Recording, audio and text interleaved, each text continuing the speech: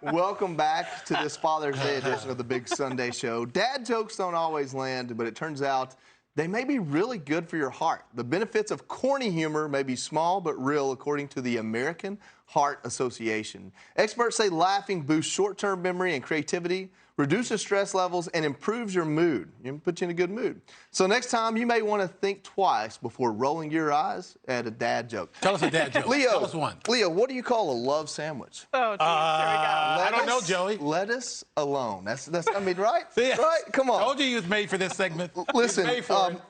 I think we talk about how comedy is under attack, right? Like you can't say certain things. Yeah. Dad jokes really are impervious to that, right, Katie? I mean, it's really just about taking the literal and making a joke out of it. Well, Joe, you make all of our hearts happy and healthy every single time we're around you right. by telling these dad jokes and making us like laugh. nonstop dad Nonstop. jokes. I love Yesterday, a it was dad like joke. one after another. And I will admit, I was rolling my eyes a little bit, but it does make my heart happy. No, it does. Like secretly inside, I'm loving it. This but is I the am first time rolling my I've been eyes. in studio with you guys, and I'm listening to all Joey's jokes in the beginning, and that gives my heart a warm feeling. Well, the problem, and that's why Leo, you're perfect with this segment. The problem, Leo, is you did hear all of Joey's jokes. I don't have any more, so I need help, guys. Send them to my Twitter, send them to my Instagram. Joey's dad jokes.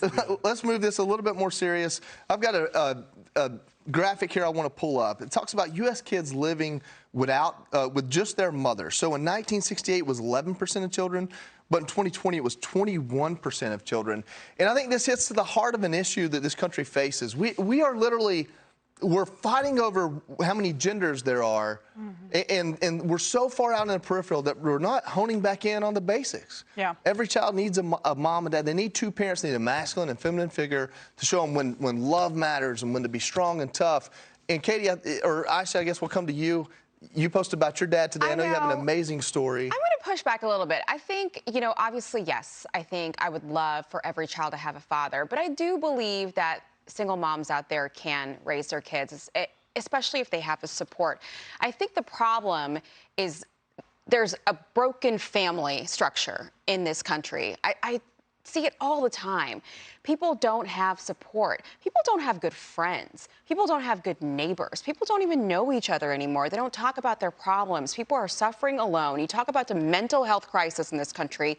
Our kids, just everywhere you look, people are choosing drugs or alcohol or something else.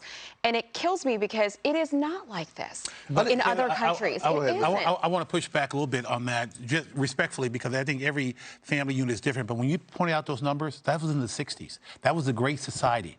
That was the destruction of the family unit, especially in the black community. And I'll tell you right now, I'm fortunate, I'll say it, to have a mom and dad, we'll get to the Father's Day segment, that made it great to be inside that house with role models, a mom and a dad. For me, it benefited me, and that's, I think, why I'm here right now. You know, Katie, we're using like the term pushback. I don't think any of us are disagreeing. No. I fully agree.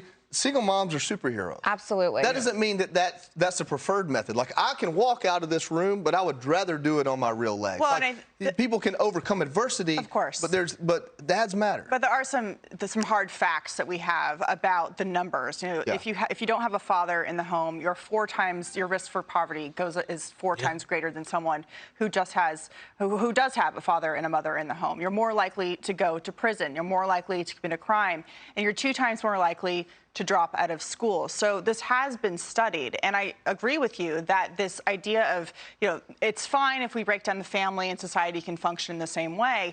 We know that that's not true, and there are a lot of women who don't have that support, and they do need a figure in the family to That's help what I'm saying. They need that support. They need support. So, a man in the home, a family, a father in the home, but it's also the government has done a horrible job at this, and they have enabled this fatherlessness in the country by telling women that, if you don't get married, you can get more money from the welfare state, Right. and that will help you raise your child. They have replaced the father with the government. Right, and I'll tell you right now, the power and the impact when you're growing up, that impression a man and a woman makes, mother and father, for me, again, it's powerful, impactful. Here's what I'll say.